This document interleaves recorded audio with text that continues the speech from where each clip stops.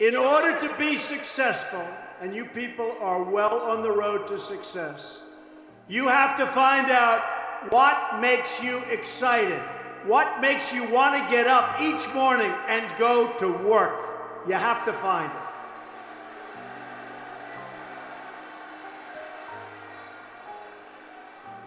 If you love what you do and dedicate yourself to your work, then you will gain momentum. And look, you have to. You need the word momentum. You will gain that momentum. And each success will create another success. The word momentum.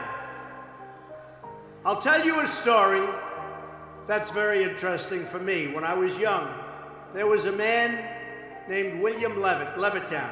You have some here, you have some in different states. Anybody ever hear of Levittown? And he was a very successful man, became unbelievable. He was a home builder, became an unbelievable success, and got more and more successful. And he'd build homes, and at night he'd go to these major sites with teams of people, and he'd scour the sites for nails and sawdust and small pieces of wood, and they'd clean the site so when the workers came in the next morning, the sites would be spotless and clean. And he did it properly. And he did this for 20 years, and then he was offered a lot of money for his company. And he sold his company for a tremendous amount of money, at the time especially. This is a long time ago. Sold his company for a tremendous amount of money. And he went out and bought a big yacht. And he had a very interesting life. I won't go any more than that because you're Boy Scouts, so I'm not going to tell you what he did. Should I tell you? Should I tell you? Oh, you're Boy Scouts, but you know life. You know life. So, look at you. Who would think this is the Boy Scouts, right? So he had a very, very interesting life. And the company that bought his company was a big conglomerate. And they didn't know anything about building homes, and they didn't know anything about picking up the nails and the sawdust and selling it and the scraps of wood. This was a big conglomerate based in New York City. And after about a 10-year period, they were losing a lot with it. It didn't mean anything to them, and they couldn't sell it. So they called William Levitt up, and they said, "Would you like to buy back your company?" And he said, "Yes, I would." He so badly wanted. He got bored with this life of yachts and sailing and all of the things he did in the south of France and other places. You won't get bored, right? You know, truthfully, your workers, you'll get bored too, believe me. Of course, having a few good years like that isn't so bad. But what happened is he bought back his company, and he bought back a lot of empty land. And he worked hard on getting it zoning, and he worked hard on starting to develop. And in the end, he failed, and he failed badly. Lost all of his money. He went personally bankrupt. And he was now much older.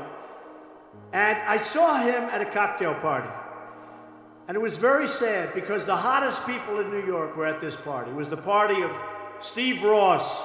Steve Ross, who was one of the great people. He came up and discovered, really founded Time Warner. And he was a great guy. He had a lot of successful people at the party.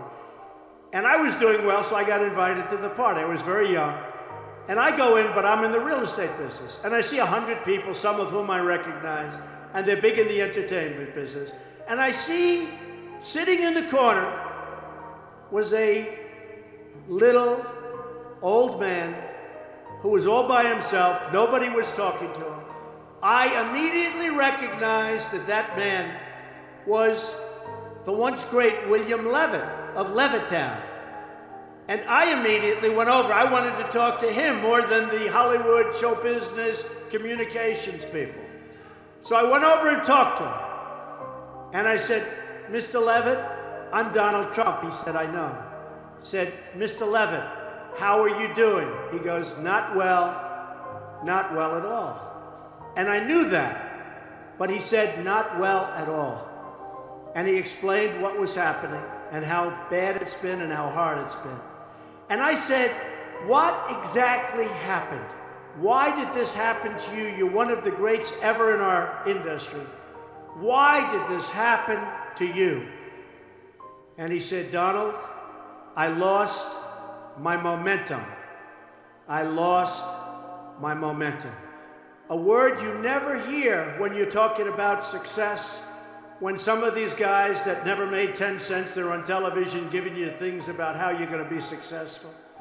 And the only thing they ever did was a book and a tape.